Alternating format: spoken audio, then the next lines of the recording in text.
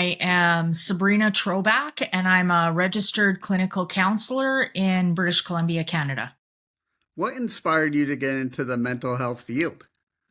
I was a teacher for about 20 years, working as a learning assistant teacher, so working with kids that had learning disabilities, attention deficit, behavior problems, variety of different areas, and loved teaching. I still love teaching. I still think I am a teacher.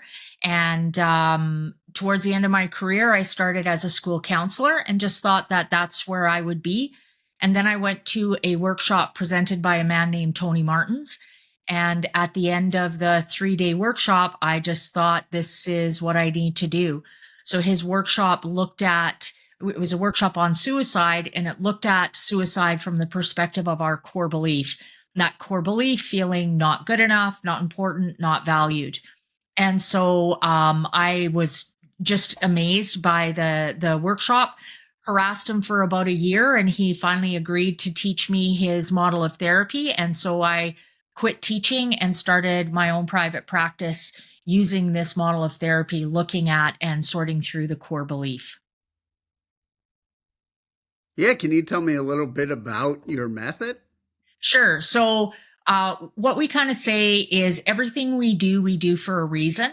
And usually it's reinforcing and supporting that core belief. So, if my core belief is not good enough, not important, not valued, I'm going to be drawn to people, places, experiences, even my perceptions that will reinforce and support that core belief not good enough, not important, not valued. So, I kind of focus more on the negative, those kind of things. Whereas if my core belief is good enough, important, and valued, then I'm going to be drawn to experiences, people, and my perceptions are going to look more at in a way that is reinforcing and supporting that core belief good enough, important, and valued. So we need to get a better understanding of what our core belief is, how it's developed over the years, and then what we need to do to challenge it. We often just focus on, the symptoms like anxiety, depression, struggles with addictions, eating disorders. These we say are all really just a symptom of that core belief. And if I just focus on those items and not really look at the core belief below, we have a hard time with long-term success. Once we address that core belief at a much deeper level, then we can manage things very, very differently, and we can address those things at a more long-term, in a more long-term way. You talked a little bit about developing the core belief. Uh, as you know, you worked with younger people. Is it important to get the right thinking for younger people to help them in the long run? Absolutely, for sure. That, the younger we are when we start to understand and challenge and create that core belief good enough, important, and valued, the better it is for sure. Since I've started my practice, I've actually switched and I don't work a lot with children. Now I work more with parents because basically it's the parents that are teaching their children their core belief. If my core belief is not good enough, not important, not valued, how can I teach my child that they are good enough, important, and valued? We role model. That's how kids learn most of our behaviors. So I need to get better at understanding mine. As I challenge and change mine, I'm teaching my child how to become more aware and challenge their core belief as well. What is it like working with parents? Uh, it I love it. Most of the people that I work with are do have families. I do work with some people that are single, don't have children. I have work with some youth and stuff like that as well. Um, some of my families are grandparents, and so they've seen the cycle being passed on not only to their children but to their grandchildren. I have other families that are just starting out and they have really young children. They can make a big difference in those children's lives from the get go. Older clients, they got to do a lot of work to kind of help repair and manage those kind of things rather than the family that's starting where their kids are only, 2 and 3 years old. They can make a real impact in the change in that core belief right from the very beginning. I know I live with bipolar disorder too, and I'm getting all the treatment. that I need. And, it's been 5 years, so I'm always concerned about, if the treatment's gonna not work and stuff.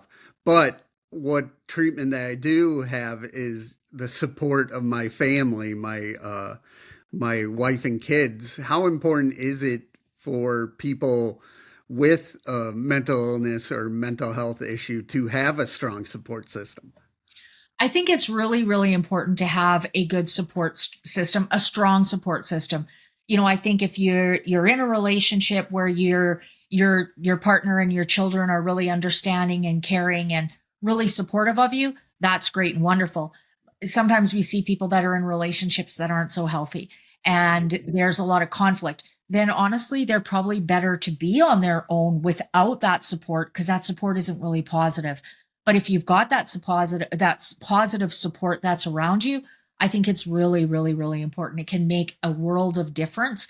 Often, even when we're in something, we don't even realize it. So having someone close in my family who can say, "Hey, what's going on? I'm kind of noticing this. Your anxiety seems a bit higher." They can help me recognize things that I may not even really realize that are going on, because they're seeing it from an outside perspective. So that can be very, very insightful and helpful for sure. How does it feel for you to be helping people? I love my job. I am very, very passionate about it. I love teaching.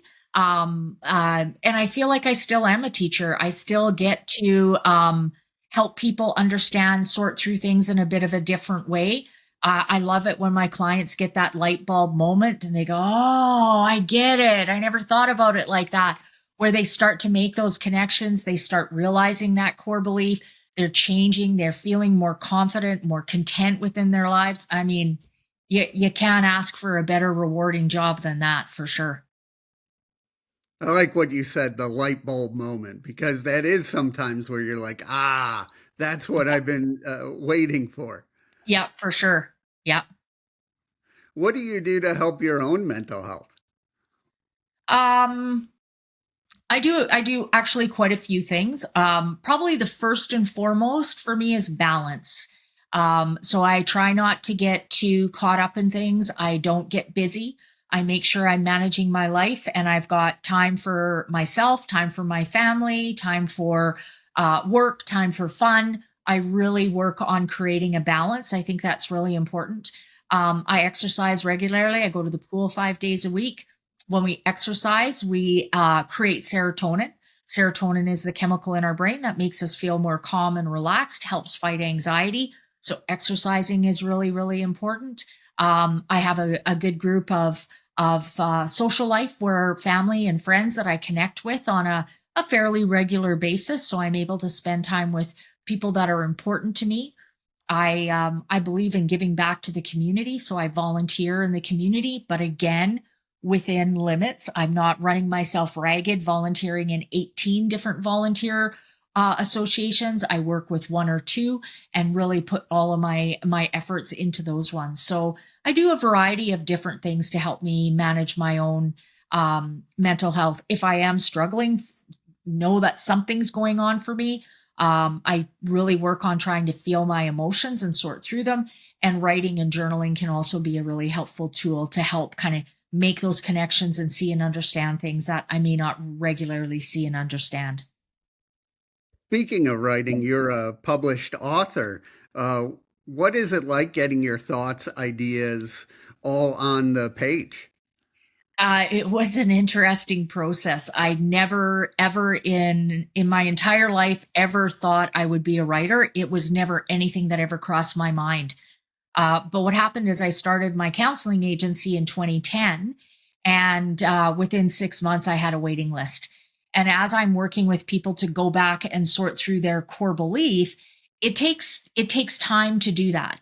So a lot of my clients are with me, a year, year and a half, or longer as we're sorting through and challenging this core belief. So I go through my wait list really slowly, and I hate having to tell people, sorry, there's nothing I can do. I can't help you. So I decided to write a book where I would be able to provide a resource for people so that they could address their mental health if they weren't able to access counseling for whatever reason. So the book what I originally thought for the book and what it actually turned out is very, very, very different. I thought it would just be a information book. It turned much more into a handbook where the goal is to really help the reader work through and sort through, get a better understanding of their core belief, how to challenge and change it, a better understanding of emotions, about anxiety, about anger, coping strategies to manage things. It really tries to really provide a resource for them where they can be making changes rather than just gaining knowledge. And when I was doing my research, it also said you're a public speaker, which makes me nervous. But what is it like being a public speaker? Well, I was a junior high teacher for many, many years. So public speaking, I really enjoy it. I like getting out and being able to spread the word around mental health at a much broader level. For me, all of my sessions are one-on-one with clients. So to be able to actually talk in front of an audience where I'm providing information to the masses a little bit more, I find it really enjoying. It's a nice break, is something different from what I normally do. I like to mix things up and try different things for sure. What would you say to anyone going through a tough time? Feel your emotions. I think we aren't very good at it. We just try to push it down and pretend everything is okay. And it's okay to just feel our emotions. One of the best ways to move through a hard time is to actually stop and just feel the emotions that we're feeling. What we often do is just push them down, push them down, push them down. But in pushing them down, it's just helping us kind of ignore or avoid the situation. If I actually feel the emotions, sort through them, understand what those emotions are, then I can actually move through and I actually do feel better on the other side. People often say, I feel lighter. There's a sense of relief when we feel our emotions. So what I usually recommend is looking at a list of emotions, because if we've spent most of our life avoiding feeling emotions, to try to feel our emotions can be a really overwhelming thing because we don't even know where to start. So I have a list on my website, but I mean, if you Google emotions list, you'll come up with millions of choices.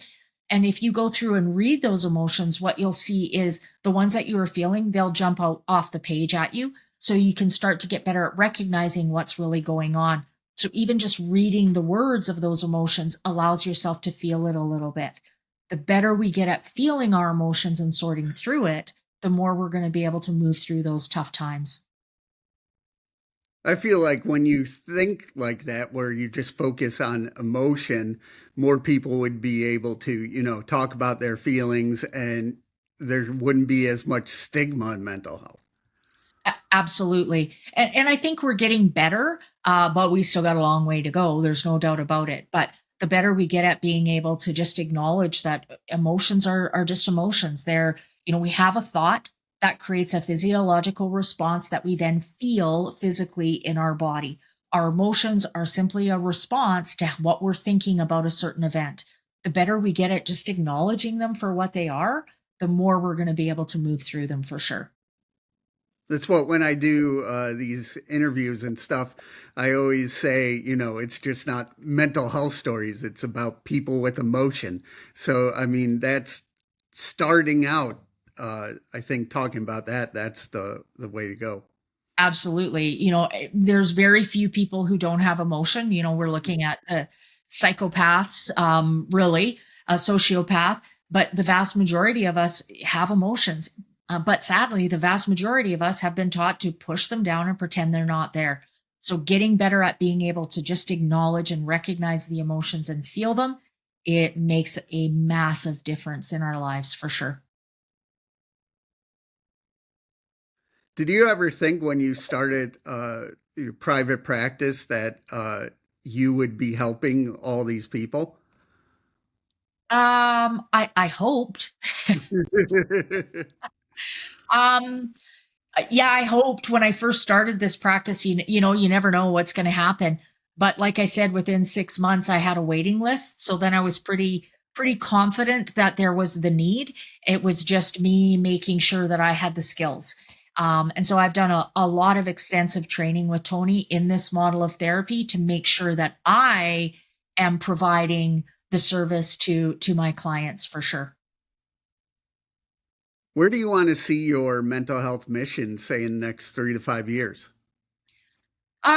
My hope is that my book goes over well, and that it starts to be noticed in, other parts of Canada, other parts of North America, other parts of the world.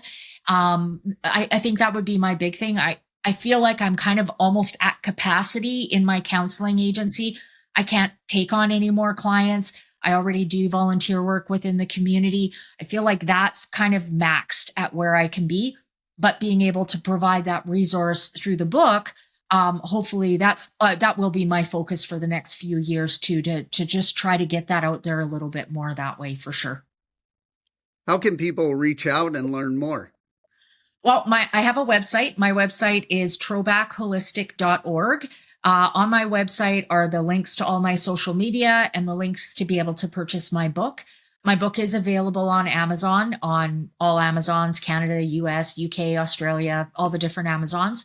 I am on YouTube. I have a YouTube channel, Trobak Holistic Counseling. That's also my Facebook page. And then I'm on Instagram at NGE, so that's not good enough, underscore Trobak. And I do little, 30 to 60-second blurbs on my social media, just around a variety of different tips around mental health, relationships. I posted one today on being the caregiver role in a relationship. So there's lots of information on my social media as well. What is it like using social media to get your message out there? It's definitely a bit of a learning curve. As a teacher, I didn't have to do any marketing. And within 6 months of my business being up and running, I didn't do any marketing because I've had a waiting list. So now having to do the opposite of that, where I really need to push and try to get my book out there, it's definitely challenging and a huge learning curve. I'm grateful for social media, because if wasn't for social media, I don't know how I would get it out there. But it still is intimidating and a lot to learn, to figure out how to use social media, how to use it effectively, how to grow your followers, all that kind of stuff it's a lot, especially for an old lady like me.